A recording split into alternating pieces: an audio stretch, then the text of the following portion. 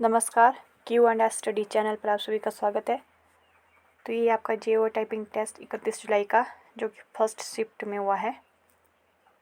तो देख लो किस तरह से आया था 31 जुलाई। तो कुछ शब्द मैंने हाईलाइट किए हैं। तो मेक श्योर इससे पहले इस चैनल को ज़रूर सब्सक्राइब करें जिन्होंने नहीं किया है। तो देखिए मॉडरेट टाइप का ही आया था, उतना टफ नहीं था ये।